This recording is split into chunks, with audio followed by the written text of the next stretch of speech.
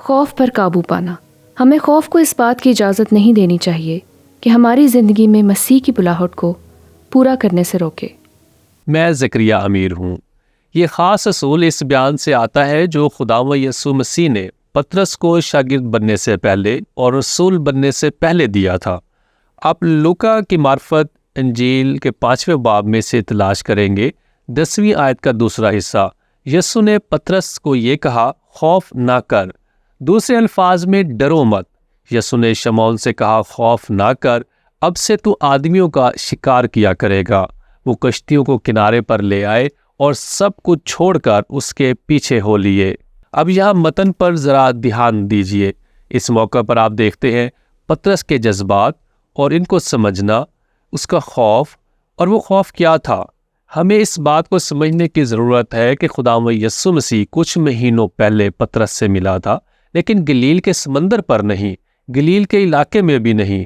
وہ اسے یروشلم میں ملا، یا یروشلم کے نزدیک اس مخصوص علاقے بیتانی میں۔ اور ہوا یہ تھا کہ ظاہری طور پر پطرس کا بھائی اندریاس تھا، اور اگر آپ اندریاس کی زندگی کا مطالعہ کریں گے تو آپ دیکھیں گے کہ میرے خیال میں وہ اپنے بھائی پطرس کی نسبت خدا کے لیے بہت زیادہ حساس روح رکھتا تھا۔ لیکن کسی نہ کسی طرح یہاں یہ ماہی گیر ہے جو ماہی گیری کے کاروبار کا حصہ ہے۔ شاید پطرس اسی کا چیف ایگزیکٹو آفیسر تھا۔ زبدی اس کاروبار کا مالک تھا اور وہ حصہ دار تھے۔ پطرس اور اندریاس، یعقوب اور یوحنا کے ساتھ جو زبدی کے بیٹے تھے، اور مجھے یقین ہے کہ بنیادی طور پر کیا ہوا وہ یہ ہے کہ زبدی CEO کے طور پر ایک بیرونی شخص کو رکھنے کا خواہش مند تھا، اس لیے وہ پطرس کو کاروبار میں لے آیا۔ کسی نہ کسی طرح اندریاس یوحنا بپتسمہ دینے والے کے پیچھے یروشلم کے علاقے میں پہنچ گیا۔ اب ہم سمجھ نہیں پاتے کہ کیا ہوا ہے، اور یہ ہی ہمیں بتایا جاتا ہے۔ لیکن میں اس پر غور کرتے ہوئے سوچتا ہوں کہ پطرس نے سنا کہ اس کا بھائی اندریاس یوحنا بپتسمہ دینے والے کے پیچھے چل دیا ہے، اور شاید سوچا کہ وہ کسی اور طرح کی بدعت میں شامل ہے، کیونکہ بہت سے مذہبی رہنما یوحنا بپتسمہ دینے والے کے بارے میں یہی کہہ رہے تھے، اور یوحنا پر تنقید کر رہے تھے کہ وہ لوگوں کو یہودیت سے باہر لے جا رہا تھا یا ایمان سے دور۔ اور پطرس یروشلم چلا گیا۔ اب یاد رکھیں یہ تقریباً 100 میل ہے۔ اس نے اپنے بھائیوں کا حال دریافت کرنے کے لیے وہاں کا سفر کیا۔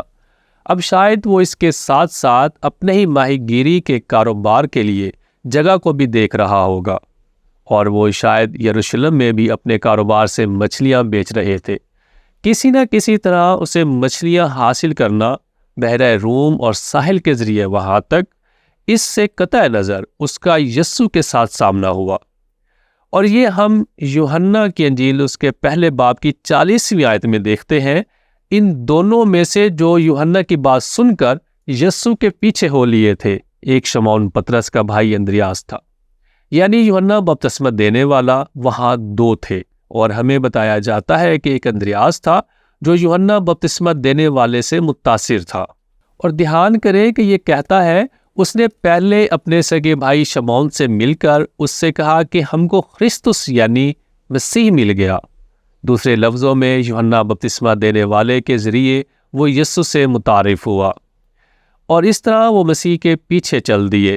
وہ اسے یسوع کے پاس لایا۔ وہ چاہتا تھا کہ وہ یسوع سے ملے جسے یوحنا بپتسمہ دینے والے نے بپتسمہ دیا تھا۔ اور دھیان دیجئے یہ کہتا ہے یسوع نے اس پر نگاہ کر کے، انسانی نقطہ نظر سے وہ پطرس سے کبھی نہیں ملا تھا۔ اب وہ مجسم خدا تھا، لیکن پطرس یسوع سے کبھی نہیں ملا تھا۔ یسوع نے اس پر نگاہ کر کے کہا کہ تو یوحنا کا بیٹا شمعون ہے، تو کیفا یعنی پطرس کہلائے گا۔ اب یہ واقعے سے کئی ماہ پہلے ہوا تھا، جس کے بارے میں ہم نے یہاں پڑھا تھا جب وہ ڈر گیا تھا، جہاں یسوع نے کہا کہ ڈرو مت۔ اب اس کے پیش نظر ایک نظر ڈالتے ہیں کہ کیا ہوا۔ ایک بہت ہی انوکھی ملاقات، اور ہم گلیل کے سمندر کے کنارے یسوع اور پطرس کے درمیان بہت گہری گفتگو دیکھتے ہیں۔ یسوع تعلیم دے رہا تھا، اور وہاں بہت بڑا ہجوم جمع ہو گیا، اور لکھا ہے کہ سمندر کے کنارے 2 کشتیاں تھیں، اور ایک وہیں تھا جہاں وہ اس کشتی میں سوار ہوا۔ ہم نہیں جانتے کہ یہ پطرس کی کشتی تھی یا دوسرے کسی شاگرد میں سے ایک تھی، شاید یہ اندریاس کی کشتی تھی، شاید یہ یوحنا کی تھی یا یعقوب کی، لیکن وہ اس کشتی میں سوار ہو گیا اور اس نے اس کشتی سے انہیں تعلیم دی کیونکہ وہ بہت بڑا ہجوم جمع ہو چکا تھا۔ اب پطرس اور اندریاس اور یعقوب اور یوحنا ساحل پر اپنے جال سمیٹ رہے تھے اور یہ سب کچھ ہو رہا تھا۔ اور دھیان کریں، ہم پڑھتے ہیں 4 آیت میں، جب کلام کر چکا تو شمعون سے کہا گہرے میں لے چل اور تم شکار کے لیے اپنے جال ڈالو۔ پطرس کے جواب پر غور کرے۔ شمعون نے جواب میں کہا اے استاد، ہم نے رات بھر محنت کی اور کچھ ہاتھ نہ آیا اگر تیرے کہنے سے۔ میرا مطلب ہے مجھے لگتا ہے کہ وہ بہت تھکا ہوا تھا، وہ بہت پریشان تھا، وہ اداس تھا۔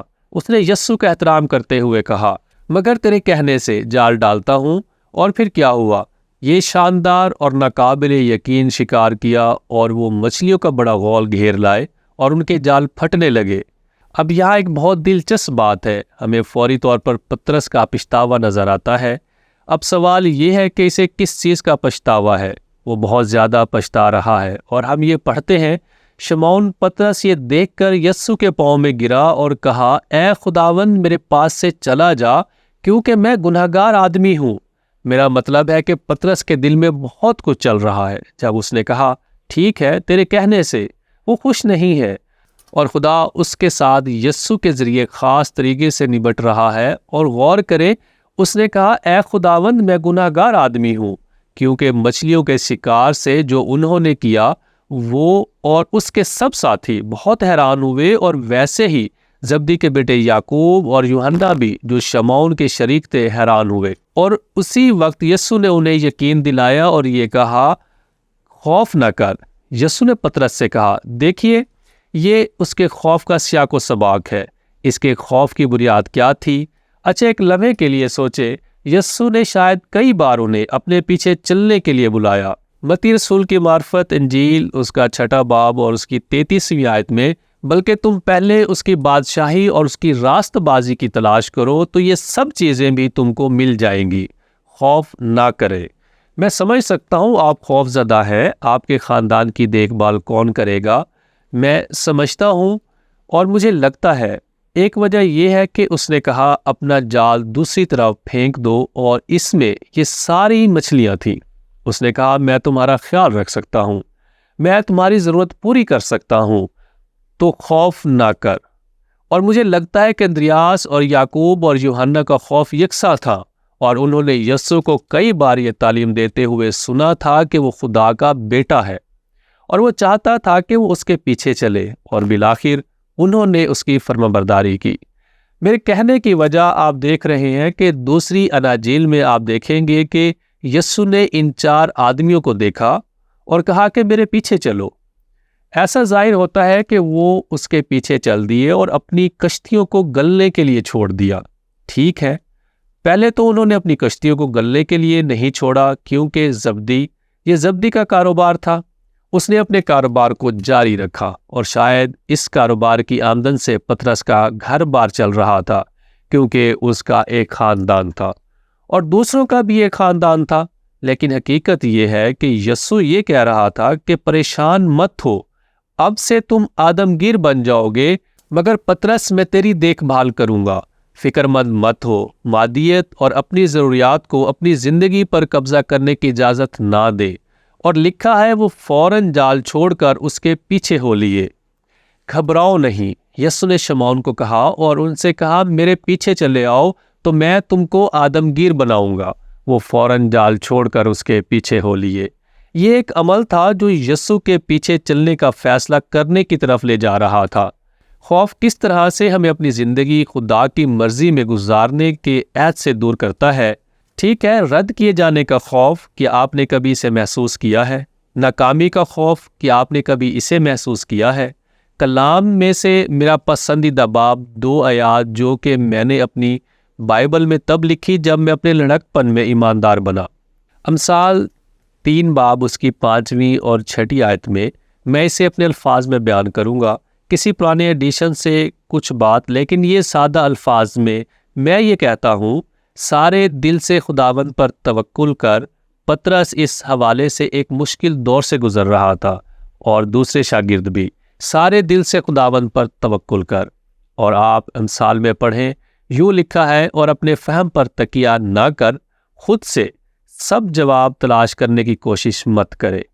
اب یہ آیت یہ نہیں کہہ رہی کہ ہم اپنی حکمت کو استعمال نہ کریں، یہ آیت یہ نہیں کہہ رہی کہ ہم ایسے فیصلے کریں جو اچھے نہیں، کیونکہ میرا ایمان ہے کہ پطرس تمام عناصر کو دیکھ رہا تھا، تمام باتوں پر غور کر رہا تھا۔ میرے خاندان کا خیال کون رکھے گا؟ اب کیا ہوگا؟ اور یسوع اسے سمجھتا تھا، اس لیے اس نے وہ معجزہ کیا تاکہ کہہ سکے، سنو، میں سمندر کی مچھلیوں پر اختیار رکھتا ہوں، تو اس بات کے لیے فکر مند مت ہو، کیونکہ میں تمہاری دیکھ بھال کروں گا، میں خدا کا بیٹا ہوں۔ تو خدا چاہتا ہے کہ ہم اپنے فہم کا استعمال کریں، لیکن اس پر تکیہ نہ کریں۔ اب جانتے ہیں جب ہم مشکل میں ہوتے ہیں تو سب سے پہلی آزمائش یہ ہوتی ہے کہ ہم خود سے ہر چیز کا حل تلاش کرنے کی کوشش کرتے ہیں، اور ہمیں اس کے بارے میں سوچنا چاہیے، لیکن بالآخر ہمیں اس پر تکیہ نہیں کرنا چاہیے، کیونکہ جب ہم اس پر تکیہ نہیں کر سکتے، کیونکہ جب ہم اس پر حد سے زیادہ تکیہ کرنے لگتے ہیں، بے شک ہم اپنے آپ کو مسیحی کیوں نہ کہیں، ہم انسان پسند بن جاتے ہیں۔ سارے دل سے خداوند پر توکل کر اور اپنے فہم پر تکیہ نہ کر، اپنی سب راہوں میں اس کو پہچان، وہ تیری رہنمائی کرے گا۔ اور دیکھیں، یسوع اس دن پطرس اور باقی شاگردوں کو یہ سبق ہی سکھانا چاہ رہا تھا، اور بالآخر تب انہوں نے یہ بہت انوکھا فیصلہ کیا، یسوع مسیح کے شاگرد بن گئے۔ تو اس اصول کو یاد رکھیں۔